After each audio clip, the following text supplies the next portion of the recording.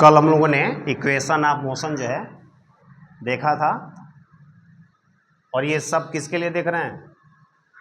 किस तरह के मोशन के लिए? यूनिफॉर्मली एक्सीलरेटेड मोशन, एक समान त्वरित गति के लिए देख रहे हैं। ठीक है, मुख्य रूप से 3 इक्वेशन है और उन तीनों इक्वेशन को कल जो है ग्राफिकल मेथड से क्या कर दिया गया है? प्रूव करा दिया गया। आज किस मेथड से हम देखेंगे? कैलकुलस मेथड से देखेंगे। किस मेथड से? कैलकुलस मेथड से। पहला इक्वेशन हम प्रूव करेंगे, उसके लिए जरा हमको बता दो A इक्वल टू क्या होता है? dv अपान dt होता है, या हम इसको लिख सकते हैं A dt equal to dv। लिख सकते हैं भाई, dt को इधर क्या किया? मल्टीप्लाई कर दिया। अब हम क्या करेंगे? दोनों पक्षों का हम इंटीग्रेशन करेंगे। क्या करेंगे? इंटीग्रेशन करेंगे। Integration A dt equal to integration dv। अब यहाँ पर इंटीग्रेशन t के रेस्पेक्ट में होगा, यहाँ पर इंटीग्रेशन v के रेस्पेक्ट में होगा। अगर टाइम 0 है, t इक्वल टू 0 पर v कितना होगा? वेलोसिटी कितनी होगी? u होगी। t इक्वल टू 0 यानी इनिशियल टाइम पर वेलोसिटी को हम किससे डिनोट करते हैं? u से। और आफ्टर टी टाइम यानी एट टी टाइम पर वेलोसिटी कितनी हो जाएगी? v हो जाएगी। ठीक है, अब ध्यान दो, a तो कांस्टेंट वैल्यू है, तो a तो बाहर आ गया। ठीक है, और आपको मालूम है, पहले ही बताया गया है, integration dx equal to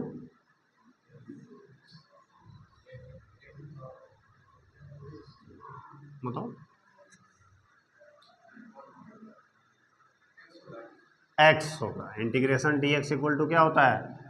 x होता है। कई बार बताया जाता है। ठीक है, छोटी छोटी चीजें भूल जाते हैं एकदम। इंटीग्रेशन dx इक्वल टू क्या होगा? x। तो इंटीग्रेशन dt इक्वल टू क्या होगा? t। ठीक है, कहां से कहां तक? 0 से लेके t तक। ठीक है, equal to integration dv equal to क्या होगा? v होगा। कहां से कहां तक? u से लेके v तक। अब देखो ये क्या हो गया? a t माइनस 0, और ये क्या हो गया? v माइनस u हो गया। अब ये t माइनस 0 t आ जाएगा, a into T A T हो जाएगा। v माइनस u है, u को इधर ला दो, तो क्या हो गया बताओ? या पहले लिख ही लो, ये हो गया A T equal to V minus U. U इधर ला देंगे तो प्लस हो जाएगा, तो v इक्वल टू क्या आ गया? u plus A T. बोलो समझ में आया? ये आपका हो गया फर्स्ट इक्वेशन। ठीक है, ये हमने फर्स्ट इक्वेशन को क्या किया? प्रूव कर लिया कि v इक्वल टू होता है u प्लस ए टी। है समझ में? नोट करो इसको।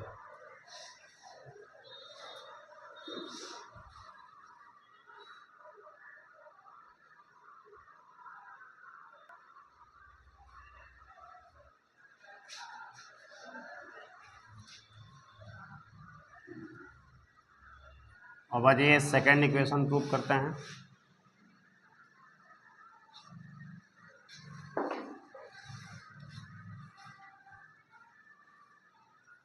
सेकेंड इक्वेशन प्रूव करने के लिए v का फार्मूला लेते हैं। v इक्वल टू क्या होगा?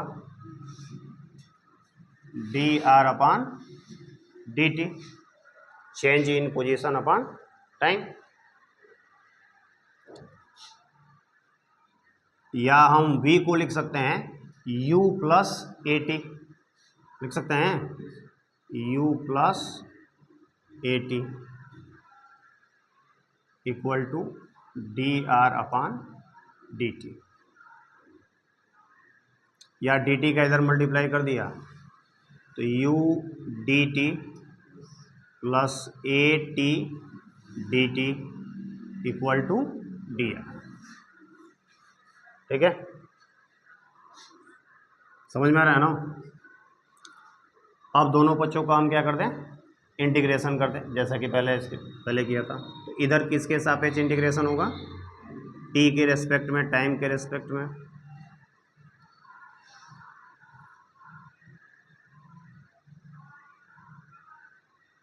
और इधर पोजीशन के रेस्पेक्ट में। ठीक है, तो टाइम मान लो 0 है। ठीक है, तो उस समय जो पोजीशन होगा उसको हम किससे डिनोट कर सकते हैं, आर आई से, इनिशियल पोजीशन। और टी टाइम पर जो पोजीशन आएगा उसको हम कैसे डिनोट कर सकते हैं, आर एफ से, फाइनल पोजीशन। कर सकते हैं ना। अच्छा, यू तो आपका क्या होगा, कांस्टेंट होगा। ठीक है, टाइम के साथ चेंज होने पर क्या यू का मान चेंज होगा, नहीं, वो तो यू क्या है, टी इक्वल टू 0 पर वेलोसिटी है। तो इंटीग्रेशन डी टी की वैल्यू टी होगा, लिमिट इसकी क्या होगी, 0 से लेके टी तक, प्लस इसमें ए कांस्टेंट है। ठीक है, इंटीग्रेशन टी डी टी, जरा हमको बताओ एक्स डी एक्स का इंटीग्रेशन क्या होगा, या चलो X to the power N का बताओ क्या होता है, X to the power N plus 1 upon N plus 1। तो अगर एन की जगह पर क्या हो, 1 हो, यानी एक्स हो, तो क्या हो जाएगा, एक्स स्क्वायर अपान 2, ये होगा। तो टी का इंटीग्रेशन क्या आ गया, टी स्क्वायर अपान 2, कहाँ से लेकर कहाँ तक, 0 से लेके टी तक। समझ में आया, कोई दिक्कत इसमें। अच्छा, इंटीग्रेशन डी आर, आर हो जाएगा, कहाँ से लेकर कहाँ तक, आर आई से आर एफ तक। अच्छा, ये t माइनस 0 टी आ जाएगा, यानी क्या हो गया, यू टी हो गया, प्लस 2 को बाहर ले लो। ठीक है, तो 2 को बाहर ले लोगे तो ये a अपान 2 आ गया, टी स्क्वायर माइनस 0 यानी टी स्क्वायर आ गया, यानी ये क्या हो गया, ये ना गया, ये इक्वल टू हो गया आपका आर एफ माइनस आर आई, समझ नहीं। तो final position minus initial position क्या देगा, डिस्प्लेसमेंट देगा। डिस्प्लेसमेंट को हम एस से डिनोट कर रहे हैं, तो यहाँ पर हम लिख सकते हैं एस इक्वल टू आ गया आपका you T plus half A T square. बोलो, बात समझ में आया। ये हमने सेकेंड इक्वेशन भी प्रूव कर लिया, S equal to U T plus half A T square. बोलो, समझने में कोई दिक्कत है।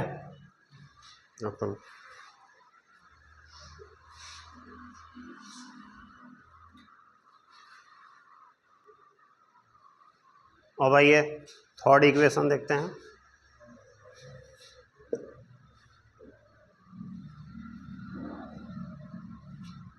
ओके जी, हो गया।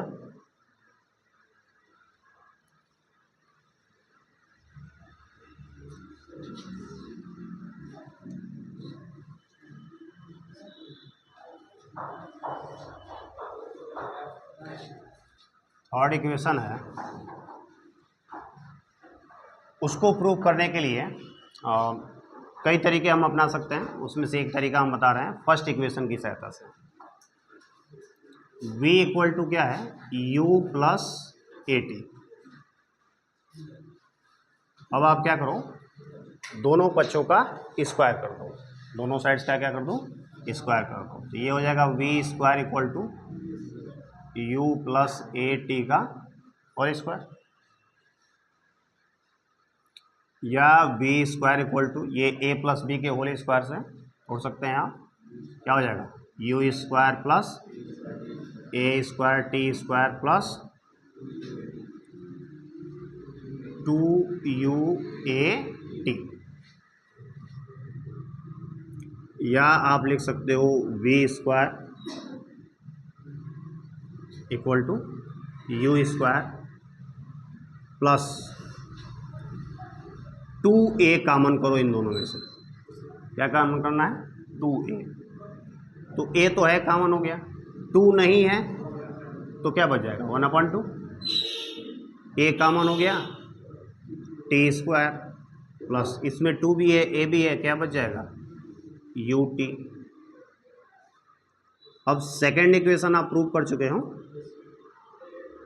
कि S इक्वल टू क्या होता है? UT plus half AT square. तो उसके जगह पर आप क्या लिख सकते हो? S लिख सकते हो। ठीक है, ये आपका थर्ड इक्वेशन क्या हो गया? V square equal to you square plus 2A। बोलो समझ में आया? मेन इक्वेशंस तो क्या है? यही है। ठीक है, लेकिन आपका कैलकुलेशन क्या हो? इजी हो, आसानी से आप सवाल लगा सकें। ठीक है ना, उसके लिए आपको कुछ और इक्वेशंस क्या करने रहेंगे? याद करने पड़ेंगे। ठीक है, उसमें एक फोर्थ इक्वेशन मैं बता रहा हूँ। अच्छा, इसको लगाने के बहुत सारे तरीके हो सकते हैं, जैसा उसमें से एक तरीका मैंने बताया, ये थर्ड वाला इक्वेशन सॉल्व करने के लिए। एक तरीका ये भी हो सकता है कि हमको क्या कर देना है, इसमें से टी को एलिमिनेट कर दें। क्या कर दें? टी हटा दें, तो यू एस और वी में हमको क्या हो जाएगा? रिलेशन मिल जाएगा। टी यहाँ से हटा सकते हैं, टी की जगह पर क्या लिख सकते हैं? v माइनस यू अपान ए। यहाँ पर टी की जगह पर आप क्या रख दो? v माइनस यू अपान ए रख के सॉल्व करोगे तो आपको क्या मिल जाएगा? ये इक्वेशन मिल जाएगा। ठीक है, वैसे भी कर सकते हो। फोर्थ देखो, एस बराबर एस इक्वल टू है you T plus half A T square. You की जगह पर हम क्या लिख सकते हैं जरा बताओ? फ्रॉम इक्वेशन सेकेंड, पहले हम सेकेंड से स्टार्ट करते हैं।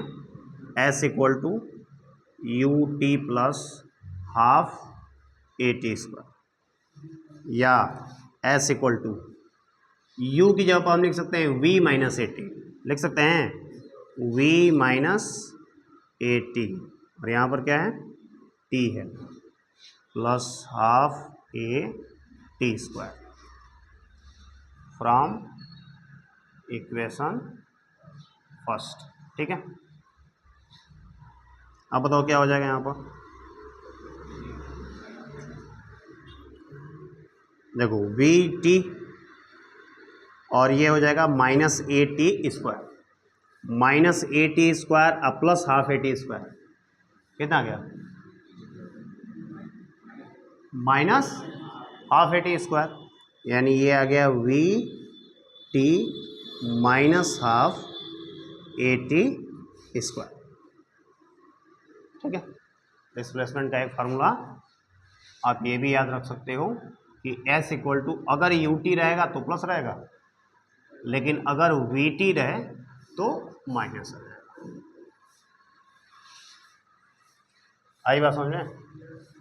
कोई दिक्कत इसमें? इतना नोट करो पहले, फिर एक दो और बताते हैं।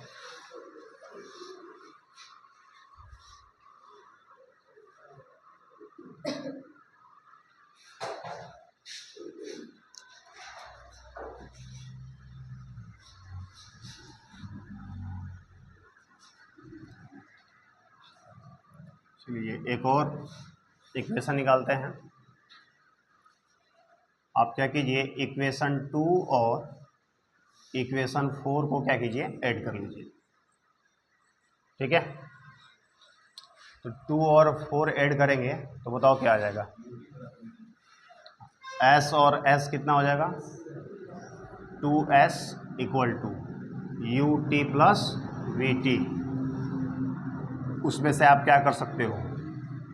टी कॉमन ले सकते हो, ये तो कैंसिल हो जाएगा ना, plus half A T square minus half A T square cancel. S और एस कितना हो जाएगा? 2S you T plus V T, इसमें से टी कॉमन लोगे तो यू प्लस वी, या यहां से क्या हो गया S equal to U plus we upon 2 into T, ऐसे लिख सकते हो ना। तो ये एस का आपका एक क्या हो गया, एक और इक्वेशन निकल गया, u plus we upon 2 into T. कोई दिक्कत इसमें?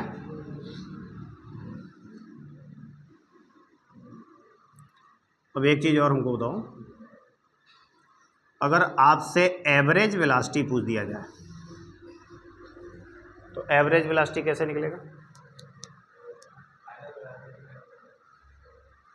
हाँ, सिंपल सा डेफिनेशन क्या है एवरेज वेलोसिटी का? एवरेज स्पीड एवरेज वेलोसिटी है, पहले ही बताया जा चुका है। सिंपल सा डेफिनेशन बताओ, एवरेज वेलोसिटी किसको बोलेंगे? Total displacement upon time. क्या होता है? Total displacement upon time. ठीक है, एवरेज स्पीड निकालना है तो total distance travel upon time. तो टोटल डिस्प्लेसमेंट कितना है? टोटल डिस्प्लेसमेंट कितना है? एस है। कितने टाइम में? टी टाइम में, है ना। तो यहां से एस की जगह पर अगर हम ये लिख दें u plus we upon 2 into t upon t, तो टी से टी कैंसिल हो गया। एवरेज वेलोसिटी कितना आ गया भाई? u plus we upon 2। खास फार्मूला है कि एवरेज वेलोसिटी जो होता है वो initial velocity plus final velocity का एवरेज होता है।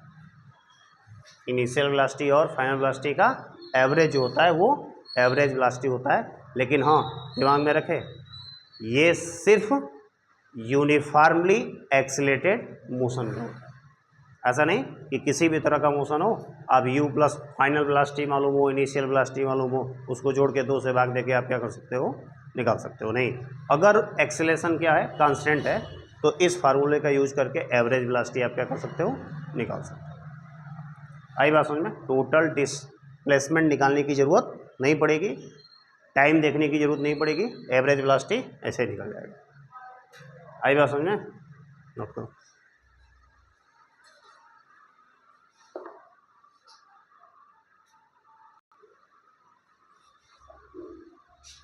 एक लास्ट फार्मूला देखेंगे।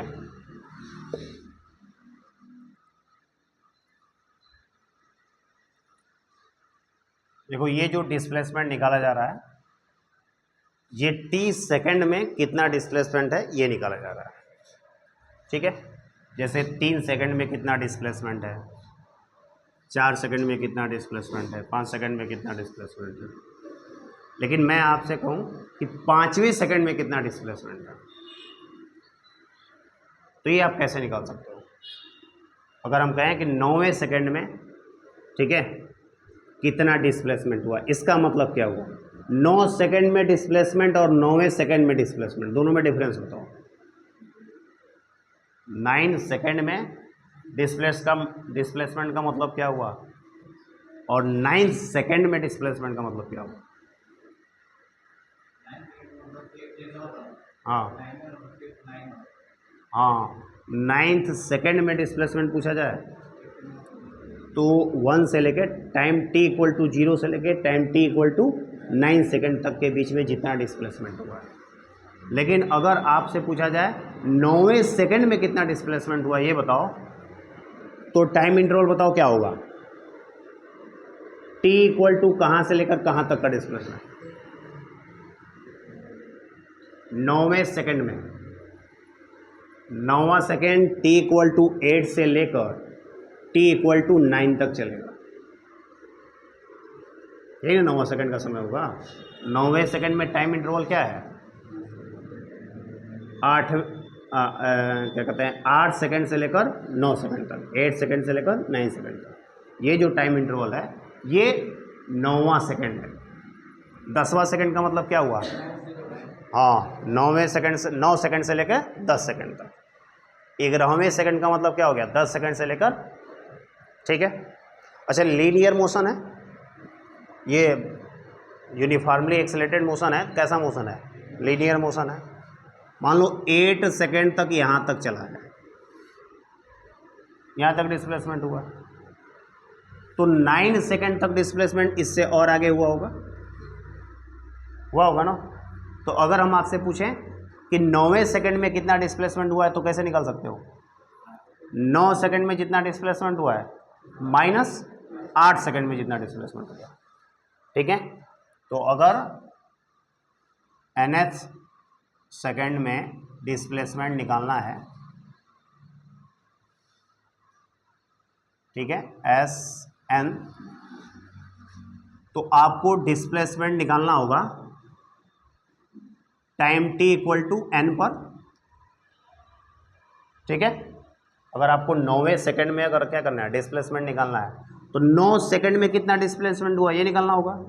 अब माइनस कितने सेकंड पर? 8 सेकंड पर। 8 सेकंड का मतलब उससे 1 सेकंड कम, यानी t equal to N minus 1 पर आपको डिस्प्लेसमेंट क्या करना होगा? निकालना होगा। और इसी को माइनस कर देंगे तो nवें सेकंड में चली गई दूरी या डिस्प्लेसमेंट या डिस्टेंस निकल जाएगा। बोलो, बात समझ में आया?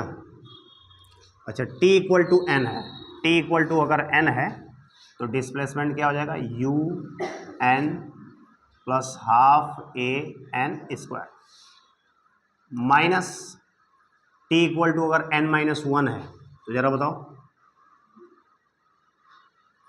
u t की जगह पर क्या हो जाएगा? n minus 1 plus half a t की जगह पर क्या हो जाएगा? n माइनस 1 का होल स्क्वायर। बोलो, यहाँ तक बात समझ में आई? ठीक है भाई। एस एन ये हो गया u n plus half a n square minus ये हो जाएगा u n माइनस u हो जाएगा, और ये हो जाएगा n square plus 1 minus 2n, n minus 1 का होल स्क्वायर। फिर ये हो जाएगा u n plus half a n square minus u n minus u plus half a n square plus half a minus 2 से 2 कैंसिल a n होगा। यहाँ से आ जाएगा u n plus half a n square minus u n plus u minus half a n square minus half a plus a n। और बताओ, कुछ cancel out हो सकता है? u n से u n, half a n square से हो जाएगा, ये हो गया एस एन, यहाँ पर क्या आ गया? u, ठीक है, plus A N minus half ए, यहाँ से लिख सकते हैं u प्लस ए कामन कर सकते हैं, और अगर हाफ भी कामन ले लें तो बताओ क्या हो जाएगा? यहाँ पर क्या बचेगा? नहीं, हाफ कामन लिए तो क्या बचेगा? 2n माइनस 1, यहाँ पर हाफ है तो क्या हो गया? पूरा का पूरा कामन हो गया, ठीक है। तो ये nवें सेकंड में डिस्प्लेसमेंट कितना होगा उसके लिए आपका फार्मूला आ गया u plus half a 2n minus 1। जैसे 10वें सेकंड में पूछे n की जगह पर 10 लिख दो, 15वें सेकंड में पूछे n की जगह पर 15 लिख दो, ठीक है। बोलो, बात समझ में आया? कोई दिक्कत?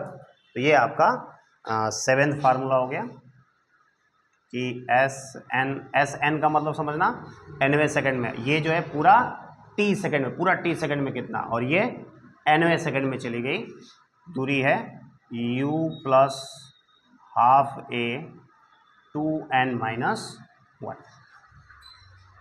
कोई दिक्कत इसमें? समझ में आया है? डेरिवेशन समझ में आया चाहे ना है, फार्मूला जरूर याद रखना, ठीक है? उसी से सवाल क्या होगा, हल होगा। बोलो, बात समझ में आ रहा है? ठीक है, तो अगले दिन जो है अभी कुछ स्पेशल केसेस देखेंगे हम लोग, ठीक है ना, कुछ इंपॉर्टेंट फैक्ट देखेंगे, सवाल हल करते समय काफ़ी मददगार साबित होगा वो, ठीक है ना।